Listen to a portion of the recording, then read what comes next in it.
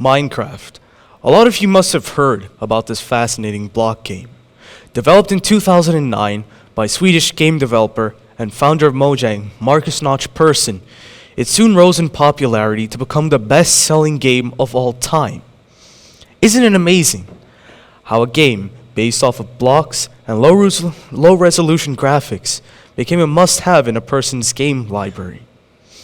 Well, apart from its simple yet compelling design, Minecraft has always been known for its incredible versatility. For example, a lot of you may know about mods, but for those who don't know, they essentially are programs which you can install into the game which can either add or change certain features.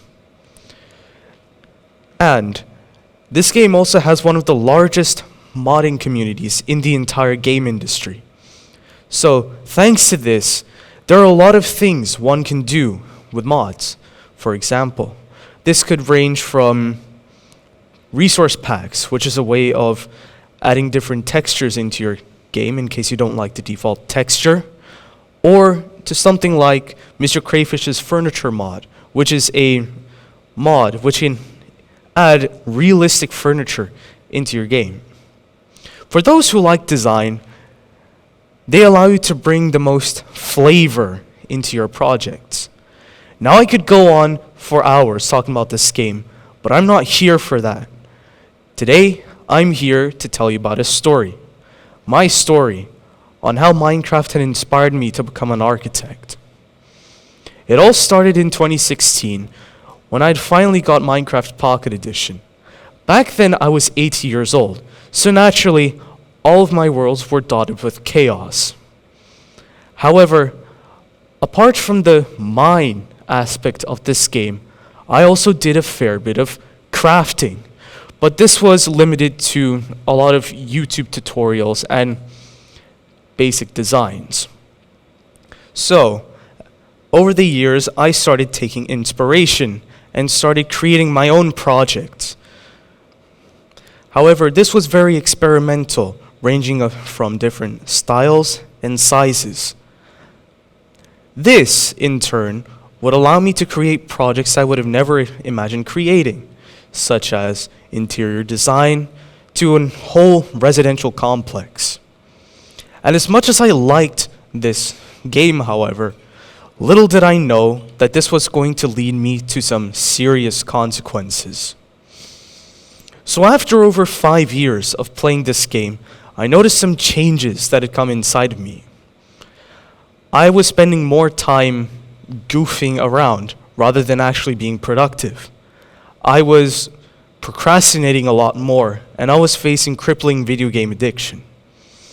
I had reached what I would call rock bottom. So, now that I was stuck in this phase, I desperately tried to find a way out.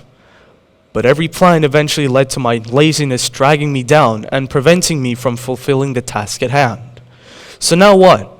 I'm here with an amazing resource, and I'm also in dire need of academic assistance. After many days of pondering, I finally came up with a solution. I could use the game to my advantage by incorporating each aspect of every subject inside. When I was in year 8 and year 9, we were learning a lot of Shakespeare, like Romeo and Juliet and Macbeth. And little did I know as well that Minecraft had a Shakespeare language option. So after turning that on and playing around in the game while also doing a lot of research on this language, I finally understood how it worked. I learned that Shakespeare utilized a lot of metaphors, idioms, and other methods of altering language that made him stand out from other writers of his era.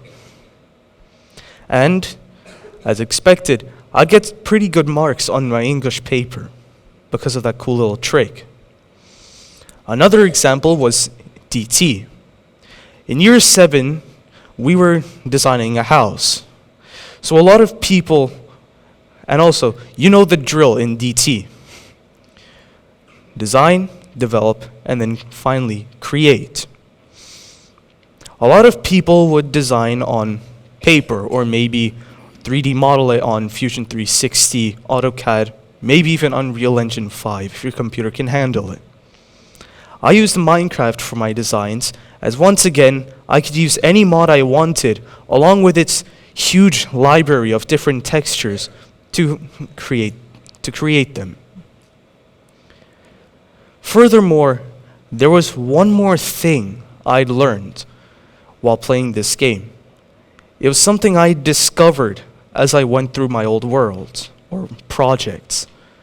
That one thing was evident in each and every one of them: my passion for building. You see, as the years had progressed, I understood just how creative playing in creative mode was. Instead of off the top of my head designs, I was thinking more logically, planning with how and not just what. I was creeping into the field of architecture. However, when I was talking to my parents about this, they came up with an intriguing question. How can a game single-handedly inspire someone to pursue a career? Here's the catch. It can't. You see, architecture is much more than just being able to design. It requires mathematics, critical thinking, and also creativity.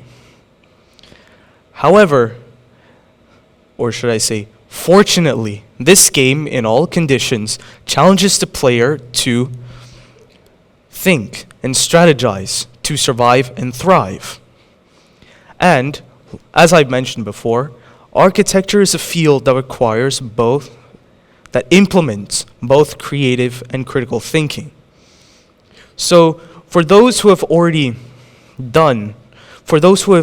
played such a game for a very long time, this field would be familiar territory. So, in the end, what have I learned? Hobbies, when used in the right way, can carve yourself a promising path to a great future.